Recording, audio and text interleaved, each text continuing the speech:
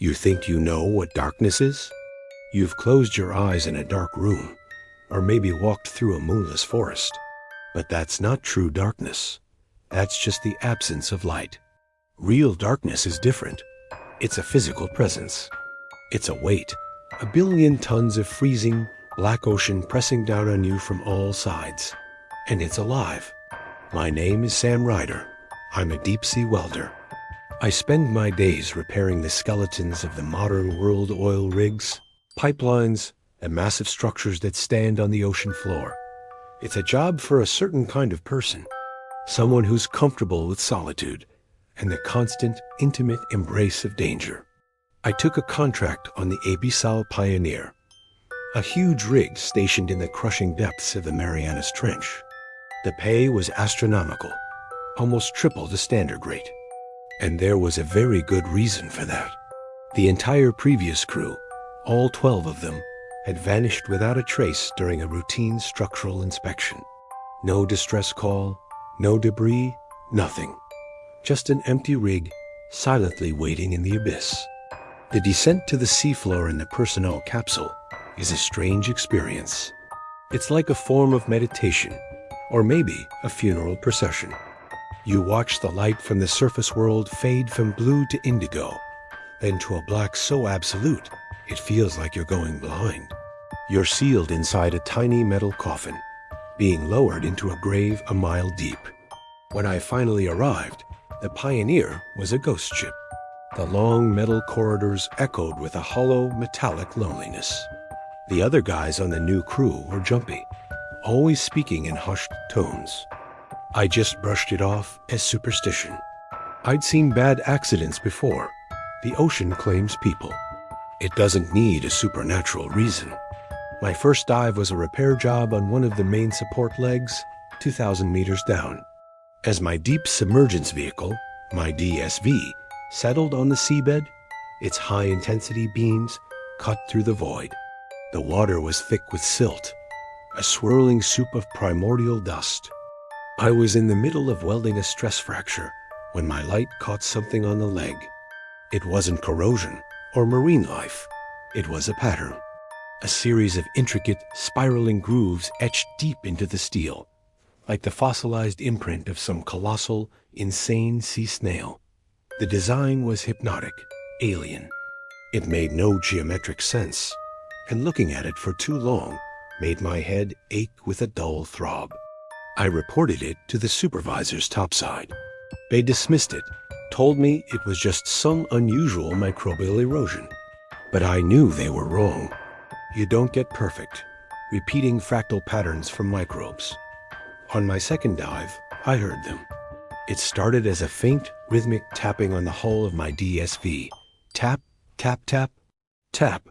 At first, I thought it was just debris hitting the submersible. Then the sound changed.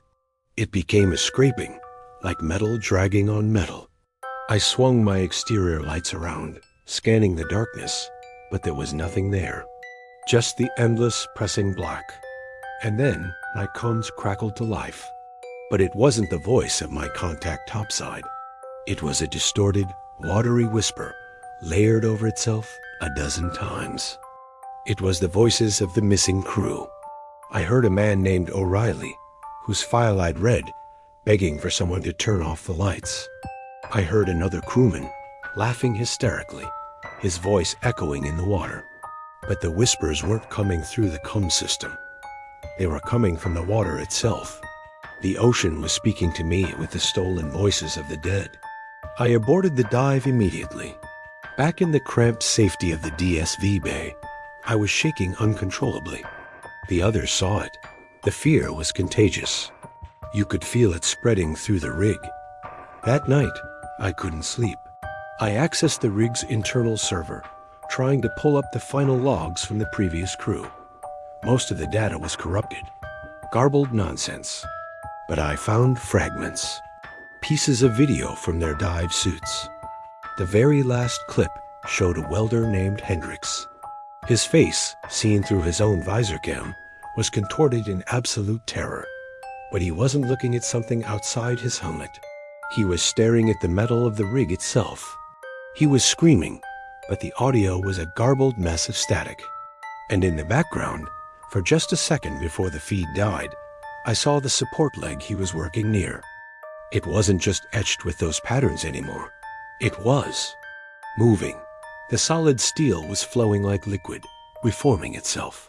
And trapped within it, like insects in amber, were the writhing, half-assimilated silhouettes of the crew. The rig wasn't being haunted. It was being consumed. The thing in the deep, the ancient intelligence that called the trench its home, it wasn't attacking the rig. It was repurposing it, using the metal, the wiring, the very structure, to build itself a new body. And the crew, they weren't victims. They were raw materials, components.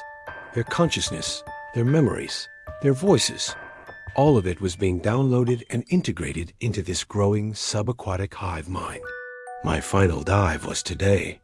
They sent me down to investigate a sudden power fluctuation. Of course, it was a trap. My DSV lost all power the moment I reached the seabed. The lights died. The comms went dead. I'm sitting here now, in absolute blackness.